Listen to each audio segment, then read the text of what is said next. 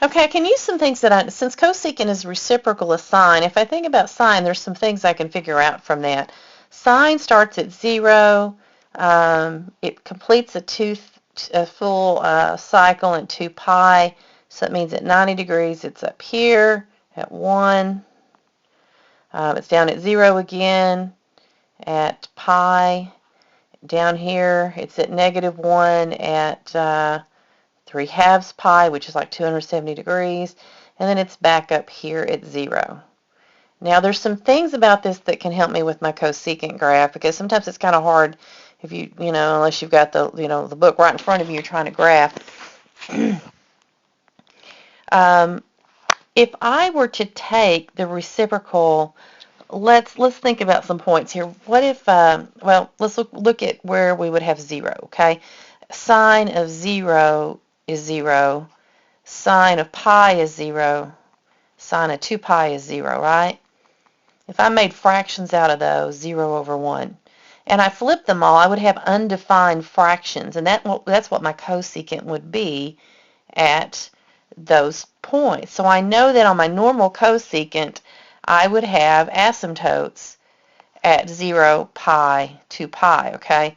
So that would be my normal cosecant. The other thing about cosecant, and you can look at the book if you want to. Let me find it. It's on page 315. They summarize all of them.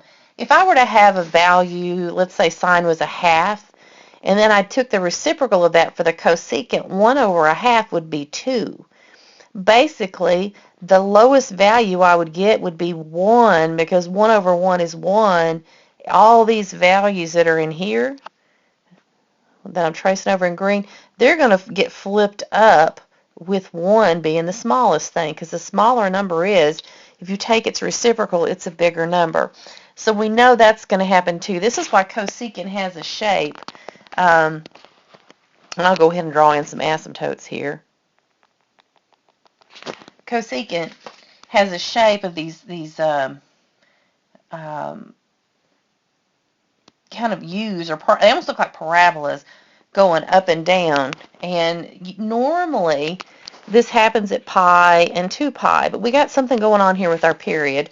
Let's check the period out. This b x minus c, remember cosecant bx minus c, I have x over 2. That means my b is a half here.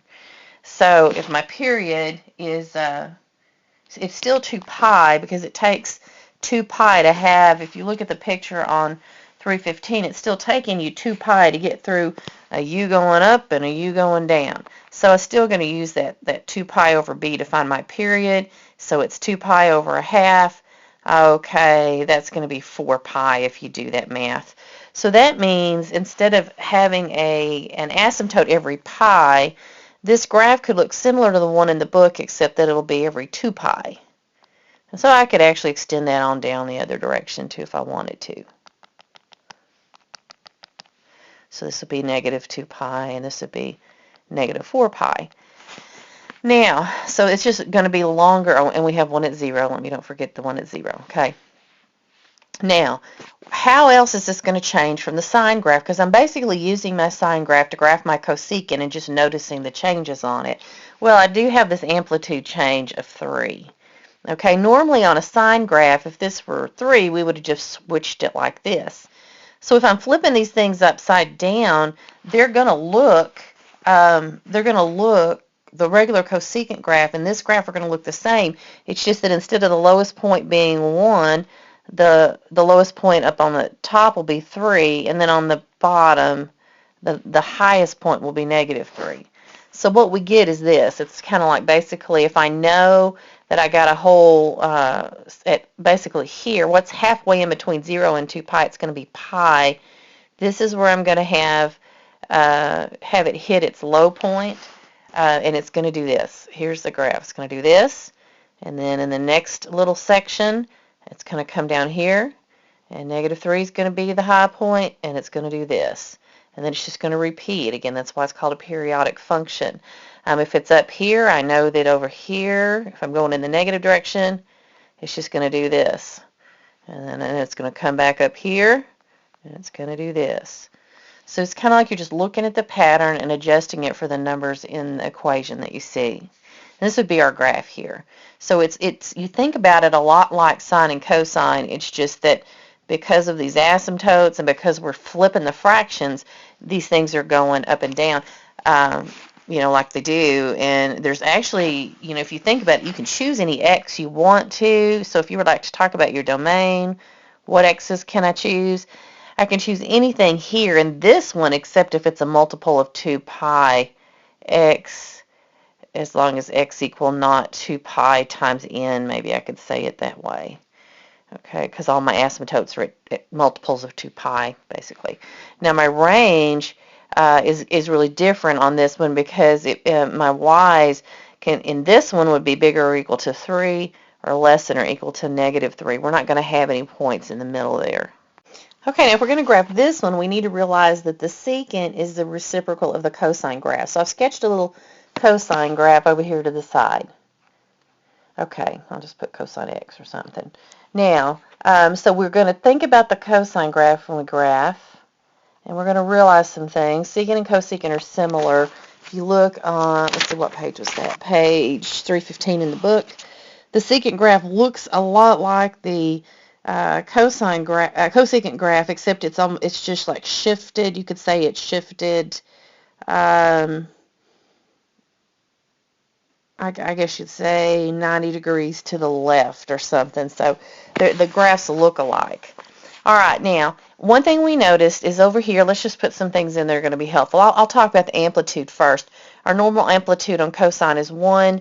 This one has an amplitude of 1/2. That's the number out front. Remember, this is A secant bx minus c. Okay, so that means instead of going 1 and -1, I'll have 1/2 and -1/2. And if you remember, because we're going to flip this cosine graph, these are going to be, 1/2's going to be my low point in the top half of the graph, and -1/2 will be my high point in the second half of the graph. Now, we can see some things here. Our period is going to be changed. Normally our period is 2 pi on cosine, but we've got a b in here of 2, so that just means our period's going to be pi. So this is going to actually cycle through faster than cosine, which means we'll complete a whole cycle in pi instead of 2 pi. Okay, so I can kind of know that. Another thing I can see is this thing is shifted right pi degrees, which it may not even show up that there's a shift too much. We'll see. I guess it will. No, it may just look like it's on top of each. So let's just kind of see what happens, okay? So now, I am going to use the little, let's think about where the asymptotes would normally be. Anywhere there's 0 on the cosine graph is going to be an asymptote. So we would normally have an asymptote at pi, and let's see, at 3/2 pi. So we normally would have pi, 3/2 pi. But everything's getting shifted right pi. So if I add pi, that's going to be at 2 pi, I'll have an asymptote. So let's draw one in. We'll call that 2 pi. And at 3/2 pi plus pi, that would be 2 over 2 pi. At 5 pi over 2, which is 4.5 pi. So here's, maybe I should put, 2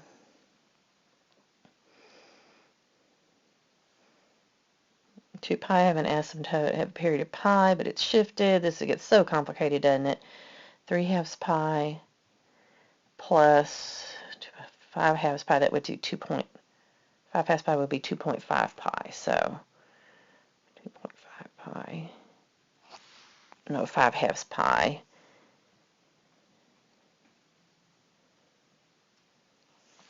Okay, this is getting kind of difficult for me to think about, so what I'm going to do is also use how they said, remember how we could have said bx, if we know that our period is normally 2 pi, we could take that 2x minus pi, we could set it equal to, normally we have our endpoints of our cosecant on page 315. Normally our endpoints on that would be negative pi halves and pi halves. So I'm going to set one equal to negative pi halves, and I'm going to set the other one equal to pi halves. And actually, this may be what I've already just been trying to figure out here, but I just want to show you there is another way we could do this. If I add pi to both sides, that would be 2x equal, if I add pi, that would be like adding 2 over 2 pi. So it would be pi halves. And then if I divide both sides by 2, one of my endpoints, which would be an asymptote, one of my endpoints for my period will be pi over 4. And the other one, if I add pi to plus pi halves, that would be 2x equal pi over 2 plus 2 pi over 2 if I added it to both sides. And I'm just going to write it with a common denominator. That would be 3 pi over 2. And when I divide both sides by 2, that would be 3 pi over 4. If you can't do those fractions and you're in pre-cal, you're in serious trouble. Some of you, I told you this was going to get hard. We cannot take 10 minutes to add these fractions, so you have to be quick at this, and so you may need some tutoring if you're having that hard time with fractions, okay, at this point in the game. All right, so it looks like our asymptote should end on pi over 4. Our cycle should start on pi over 4. So let me put here's 1 pi, 2 pi. Let's let this be 4 pi here. This will be 0. This will be pi. Pi over 4 might be right here. So that's going to be an important point. And then 3 pi over 4. That's like maybe here, right? So this thing's going to be a lot skinnier than normal. One of the things that would have helped here had I stretched my graph out more, since it was getting kind of so compacted. But what we're basically going to go is we're going to have a half as our high. And so we've got these asymptotes at pi over 4 and 3 pi over 4. If this is pi, that means I'm going to have to kind of go with what I've done here, because that would be like this, okay? And so our high value here would be at 1/2, and it's going to go like this. I'm making them really skinny. So I made them really skinny. I would just, let's go ahead. If we've got pi over 4 here, and our period is pi, is that what we said? Yeah, it was pi. So pi over 4 minus pi would be minus 3 pi over 4 over here, minus 3 pi over 4. Let's just graph a little bit of this sucker since it's so fun. You would have this here. Wait, there would be another one squeezed. Okay, that's actually 2 of them. If I split this in half, I would have a point. I would have 0 here, because if you think about cosine of 0, this thing's going to run out of time before I get it finished. If you think about cosine of 0, it's 1. So that would be -1. That would be scooted down here. So we would have, I drew this thing too skinny. We'd have 1 here and 1 here.